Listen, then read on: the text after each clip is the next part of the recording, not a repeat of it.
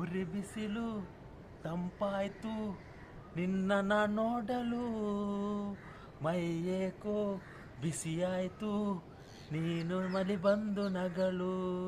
ನೀ ನಡೆವ ಹಾದಿಯಲಿ ಕಲ್ಲು ಮೃದುವಾಯಿತು, ಮುಲ್ಲೆಲ್ಲ ಹೂವಾಗಿ ಭೂಮಿಗೆ ಸ್ವರ್ಗವಾಯ್ತು.